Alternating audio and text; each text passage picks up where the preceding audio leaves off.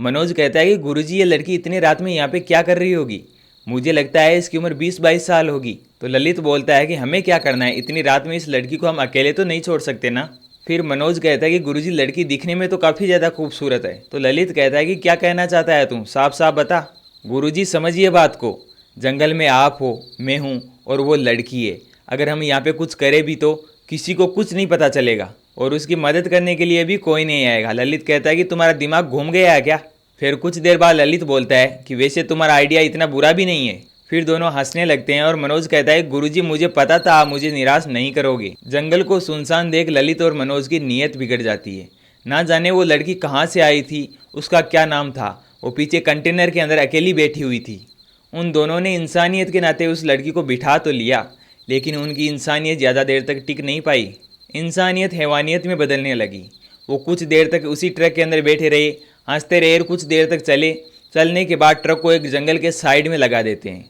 Side में लगाने के बाद मनोज उतरता है और पीछे की तरफ जाता है तो उसे वो लड़की नज़र नहीं आती। वो बोलता है कि गुरुजी यहाँ पे तो वो लड़की नहीं है। तो वो बोलता है कि ढंग से देख। फिर ललित भी उतरता है नीचे और उसके पीछे की तरफ कंटेनर में जाता है। तो वो बोलता है कि मनोज तू एक काम कर, इस ट्रक के अंदर जा और अंदर अच्छे से चेक करके आ कि वो लड़की कहाँ पे है, यहीं पे छुप गई होगी हमारी बातें सुनकर। तो वो उसे ढूंढते हैं लेकिन वो उन्हें नज़र नहीं आती। फिर मनोज ललित को बोलता है कि गुरुजी मैंने यहाँ पे चप्पा चप्पा छान मारा, लेकिन इस ट्रक के अंदर तो वो लड़की नहीं है। शायद उसने हमारी बातें सुन ली होगी तभी यहाँ से चली गई होगी। तो ललित बोलता है कि हमसे भाग के कितनी दूर जाएगी, तू इस तरफ जाके देख, मैं उस तरफ जाके देखता हूँ, अगर वो तुम्हें दिखाई दे तो मुझे आवाज़ लगा देना। ललित दूसरी तरफ निकल जाता है, मनोज दूसरी तरफ निकल जाता है। ललित जैसे जंगल की ओर बढ़ता है, धीरे धीरे बढ़ता है। उसे काफ़ी दूर चलने के बाद भी उसे वो लड़की वो नज़र नहीं आती। फिर ललित को एकदम से ऐसा लगता है कि उसके पीछे से कोई लड़का गया हो। तो एकदम से वो घूमता है तो उसे ऐसा लगता है कि शायद वो लड़की होगी। वो पीछे देखता है, उसे कुछ भी नज़र नहीं आता। फिर थोड़ा सा आगे चलता है, फिर उसके पीछे से एक जो भी कोई लड़के भागने की आवाज़ होती है उस तरीके से आती है और फिर वो सोचता है कि कोई होगा। तभी वहाँ पे उसे एक लड़का दिखाई देता है। वो लड़का उसके पास आ रहा होता है। धीरे धीरे वो लड़का उसके पास आता है तो वो बोलता है कि तुम यहाँ पे क्या कर रहे हो इस जंगल के अंदर, क्या तुम्हें डर नहीं लगता। तो वो कुछ भी नहीं बोलता है। वो लड़का वो चुपचाप साइलेंट वहाँ पे खड़ा हो जाता है और वो ललित उसके पास आने लगता है उसे पूछने के लिए कि तुम यहाँ पे क्या कर रहे हो, क्या तुम्हें कोई यहाँ पे एक लड़की दिखाई दी। इतना पूछने के बाद वो वहाँ पे कोई भी जवाब नहीं देता है और वो लड़का वहाँ से जंगल की तरफ रवाना हो जाता है। ललित उसके मग्न मोहन में खोकर उसके पीछे चलने लगता है कि ये लड़का कहाँ जा रहा है, क्या कर रहा है। उस लड़के के पीछे जैसे आता है, काफ़ी दूर चलने के बाद उसके पास में आ जाता है।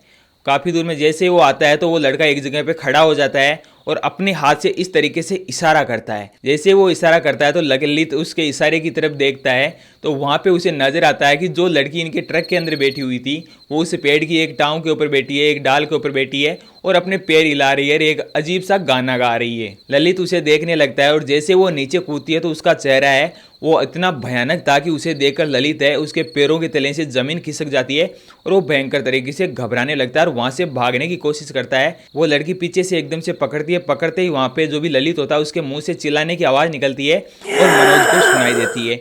तो मनोज ये समझता है कि शायद वो लड़की मिल गई होगी, अब हमें भी उसकी तरफ चलना चाहिए। तो ललित दूसरे छोर से उस ललित के पास में आने लगता है। तभी वहाँ पे आता है तो वहाँ पे देखता है उसे ट्रक के पास जो भी ललित है उसे खड़ा नजर आता है और वो बोलता है कि क्या तुम्हें वो लड़की मिली। वो बोलता है कि नहीं मिली। फिर ललित उसे बोलता है कि चलो हम चलते हैं, यहाँ पे काफ़ी देर उस लड़की के चक्कर में हमने हमारा टाइम खराब कर दिया, अब वो नहीं मिलने वाली। तो वो दोनों ट्रक के अंदर बैठ जाते हैं और जाने लगते हैं। जैसे वो काफ़ी दूर थोड़ी दूर तक चलते हैं, चलने के बाद पीछे से किसी के गिरने की आवाज़ आती है। तो ललित मनोज को बोलता है कि शायद वो लड़की पीछे ही है, हमें पता नहीं था।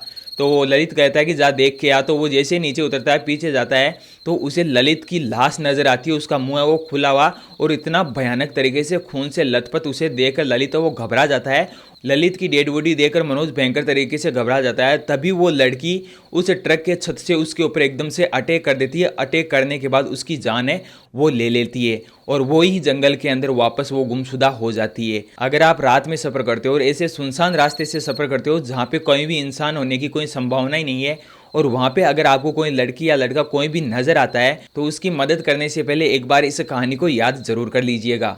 अगर ये कहानी आपको थोड़ी भी अच्छी लगी हो तो वीडियो को लाइक करके प्यारा सा कमेंट करके इस चैनल को सब्सक्राइब ज़रूर कर लेना।